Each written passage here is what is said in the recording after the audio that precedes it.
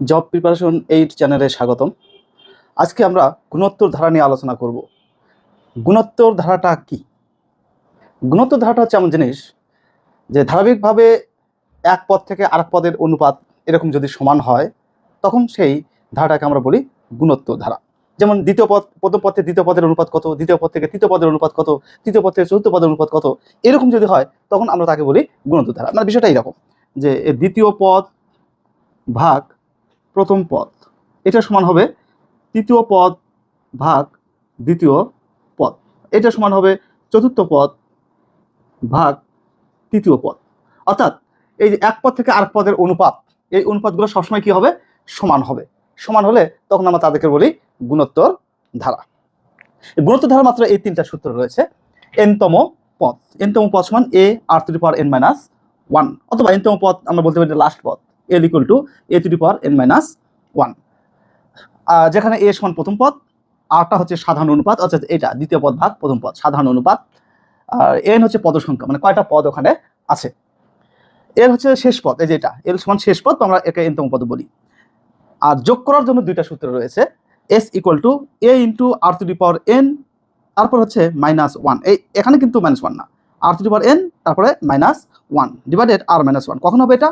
যদি এই আর এর মান একের চেয়ে বড় হয় তখন এই সূত্র। আবার যদি আর এর মানটা একের চেয়ে ছোট হয়ে যায় তখন সূত্র কিন্তু এটা হবে যে a into one minus r to the power n divided one minus r. এই তিনটে সূত্র মূলত গুণোত্তর ধারা। এটা একটু ভালো করে বুঝলেই আমরা গুণোত্তর ধারার অঙ্কগুলো খুব সহজেই আয়ত্ত করতে পারবো। এখন আমরা দু একটা অঙ্ক দেখি।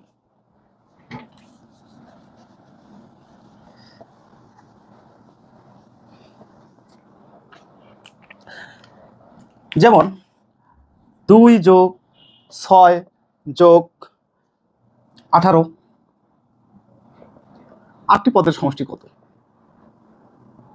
8টি পদের সমষ্টি কত? তাহলে দেখো এখানে 2 এর পরে আছে 6, 6 এর পরে 18, তার মানে এটা গুণোত্তর ধারা, কারণ এই দুইটার অনুপাত সমান। অনুপাত সমান হওয়ার কারণে এটা হচ্ছে গুণোত্তর ধারা। তাহলে 8টি পদের সমষ্টি চেয়েছে। সমষ্টি বের করতে হলে আমরা দেখেছি দুইটা সূত্র রয়েছে। সেই দুটো সূত্র কার উপর নির্ভর করবে? আর এর মানের উপর নির্ভর করবে, অর্থাৎ অনুপাতের উপর নির্ভর করবে। অনুপাত যদি একের চেয়ে বড় হয় তাহলে এক রকমের সূত্র, অনুপাত যদি একের চেয়ে ছোট হয় তাহলে এক রকমের সূত্র। দেখি আমরা বের করি। এখন কি কি দেওয়া আছে? এ সমান, এই পাশে লিখি আমি, যেখানে এ সমান দেওয়া আছে 2, সাধারণ অনুপাত আর মানে দ্বিতীয় পদ ভাগ প্রথম পদ, দ্বিতীয় পদ কত? 6, 6 ভাগ প্রথম পদ হচ্ছে 2 সমান 3। এই 3 কিন্তু একের চেয়ে বড়, তাহলে সেই সূত্র পড়বে। আর কয়টি পদ? 8টি পদ। এন সমান 8, চেয়েছে সমষ্টি, অর্থাৎ এস ইকুয়াল টু কত। তাহলে আমরা এখন দেখতে পাচ্ছি আর এর মান হচ্ছে একের চেয়ে বড়, তাহলে আর এর মান একের চেয়ে বড় হলে সমষ্টি সূত্র দ্বারাই a into R to the power n minus one divided r minus one. এই সূত্রে শুধু এই মানগুলো বসে দিলেই আমার সমষ্টি পেয়ে যাব। তাহলে এ সমান হচ্ছে আমার কত? 2, আর ইকুয়াল টু 3, 3-এর এন মানে হচ্ছে 8 বিয়োগ 1, নিচে আর মানে হচ্ছে 3 বিয়োগ 1। তাহলে কত দাঁড়াচ্ছে আবার?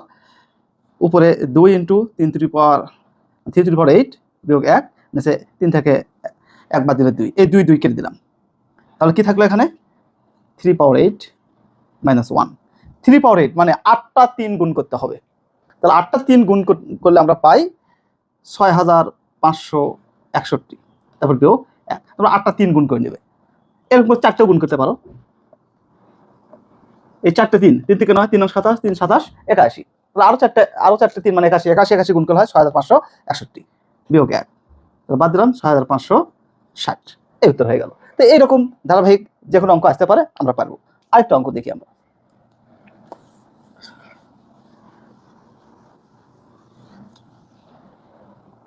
এই অঙ্কটা প্রায় আসে। 1/√2, তারপর হচ্ছে 1, এরপর হচ্ছে √2। ধারাটির কোন পদ এই √2 হবে? ধারাটির কোন পদ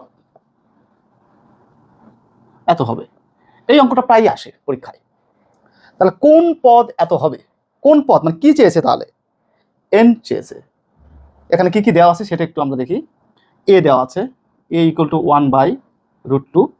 আরটা আমি বের করে নেব। আর ইকুয়াল টু হচ্ছে দ্বিতীয় পদ ভাগ প্রথম পদ। দ্বিতীয় পদ ছিল 1, প্রথম পদ 1/√2 সমান সমান হয় √2। কোন পদ এত, অর্থাৎ লাস্ট পদ দেয়া আছে এখানে, এনতম পদটা দেয়া আছে √2। এন সমান আমাকে বের করতে হবে পদের সংখ্যা, কত নাম্বার পদ, 8√2। তাহলে এটার ক্ষেত্রে আমরা প্রথমে একটা সূত্র লিখেছিলাম, আমরা জানি L equal to AR⁻n-1। L সমান দেয়া আছে আমার 8√2 অর্থাৎ 8√2, A সমান 1/√2, আর ইকুয়াল টু তো আমরা বের করেছি √2, তার পাওয়ার হচ্ছে n-1। এখন যদি আমি আর গুণ করি, এটা যেটা গুণ করতে পারি আমি 8√2 তাহলে এখানে কি থাকলো 1 ইন্টু এত, তার মানে এটি n-1। তাহলে এই √2 আর √2 গুণ করলে কত হবে, শুধু 2 আর 8 16 অর্থাৎ 16 n-1। এইবার এই 16কে ভাঙতে হবে এমনভাবে যেন তার বেস √2 হয়, অর্থাৎ √2 পাওয়ার কত দিলে 16 হবে। আমরা যদি √2 শুধু 2 দিতাম, 2 এর পাওয়ার 4 দিলে কিন্তু হয় 16। তাহলে √2 পাওয়ার কত দিতে হবে, 8 দিতে হবে। √2 পাওয়ার 8 দিলে অর্থাৎ 8টা √2 গুণ করলে তার মান দাঁড়াবে 16। এবার বেস যদি সমান হয় দুই পাশে, সেটা কেটে যায়, এটা কেটে দিলাম। তাহলে কি থাকলো এখানে 8 ইকুয়াল টু n-1, বা তাহলে n ইকুয়াল টু কি দাঁড়ালো 8 যোগ 1 সমান 9। তার মানে নবম পদ ছিল 8√2। এই অঙ্কটা প্রায়ই পরীক্ষায় আসে, তোমরা ইচ্ছে করলে উত্তরটা মুখস্থ রাখতে পারো, কারণ একই রকম অঙ্ক বারবার আসে।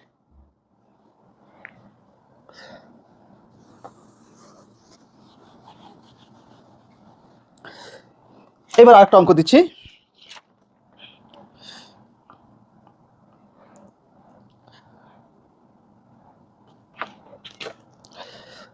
দেখো একটু বড় অঙ্ক, 2 যোগ 4 যোগ 8 যোগ 16, এইভাবে ধারাটির n সংখ্যক পদের সমষ্টি, n সংখ্যক পদের সমষ্টি 254 হলে n এর মান কত।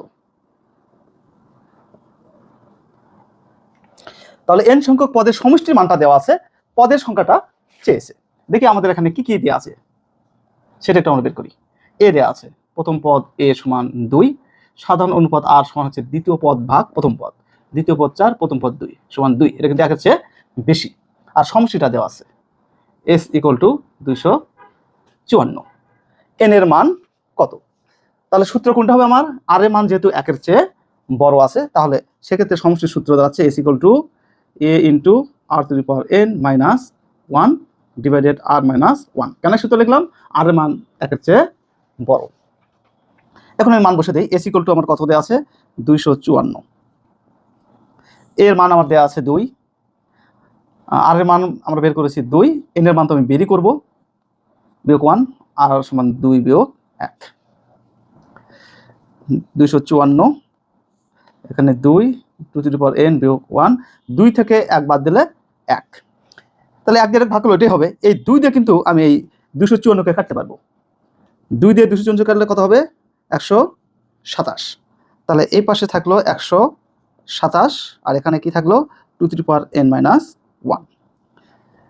এই একটা আমরা এই পাশে নিয়ে আসি, তাহলে 127 এর সাথে 1 যোগ করলে কত হবে 128, এখানে 2n, এই 1 কিন্তু এই 127 এর সাথে যোগ হয়ে গেল। এইবার দেখো এই 128 এখানে আছে 2n, তার 2 কত হলে 128 অর্থাৎ 128 হবে। 2 এর পাওয়ার কত হলে 128 হবে। 2 এর পাওয়ার যদি আমরা 7 দিই, 2 দোকানে 4, 4 দোকানে 8, 8 দোকানে 16, 16 দোকানে 32, 32 দোকানে 64, 64 দোকানে 128, অর্থাৎ 2 এর পাওয়ার 7।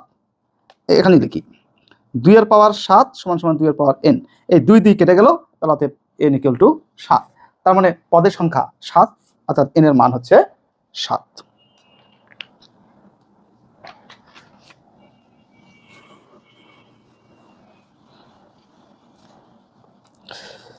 এবার 37তম বিশেষ একটি অঙ্ক এসেছে, একটি গুণোত্তর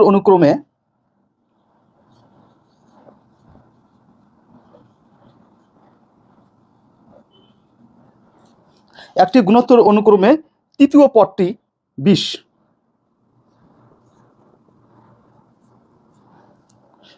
তৃতীয় পদটি হচ্ছে 20 এবং ষষ্ঠ পদটি 160। তৃতীয় পদটি 20 এবং ষষ্ঠ পদটি 160 হলে প্রথম পদটি কত?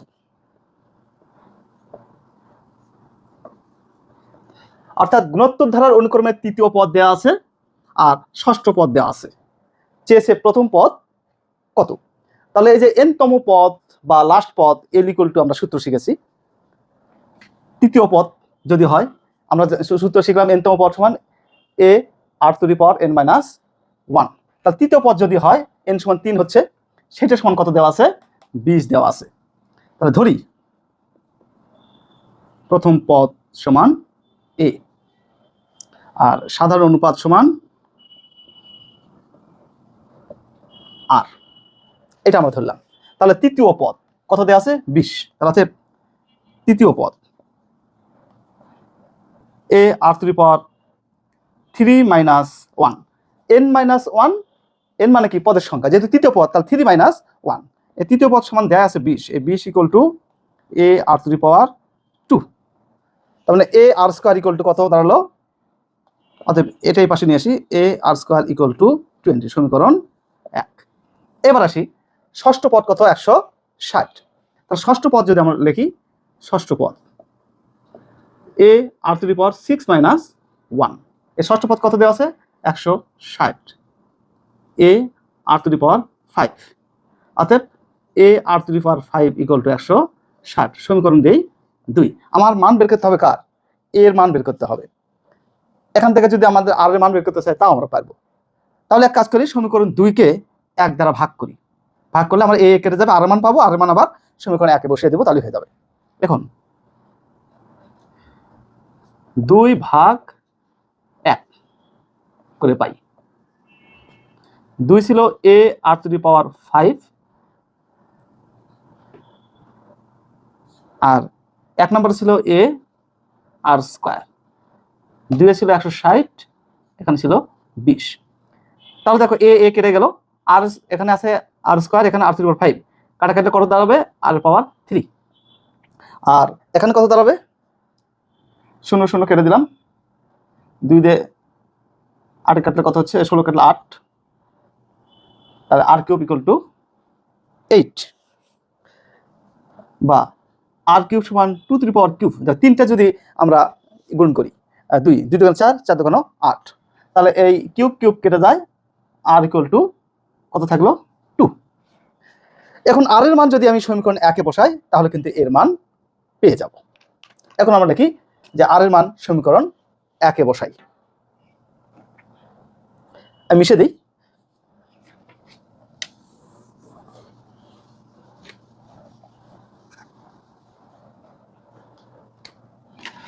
আর এর মান 1 নং এ বসাই। এই যে 1 নং ছিল এটা আমার a r² ইকুয়াল টু 20।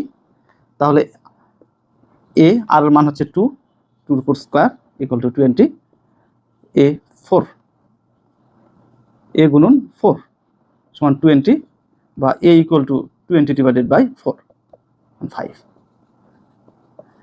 তার মানে এর মান হচ্ছে 5। প্রথম পদ কত বের হলো? এখানে 5। এই টাইপের অঙ্ক পরীক্ষায় আসে।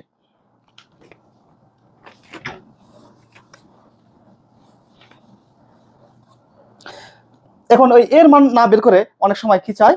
সাধারণ অনুপাতের মান বের করো। একইভাবে কিন্তু আমি আরেকটা অঙ্ক দেখছি, যেটা আমাদের ছিল 35তম BCS-এ। একটি গুণোত্তর অনুক্রমে দ্বিতীয় পদ দেওয়া আছে আর পঞ্চম পদ দেওয়া আছে। একটি অনুক্রমের গুণোত্তর অনুক্রমের দ্বিতীয় পদ -48 এবং পঞ্চম পদ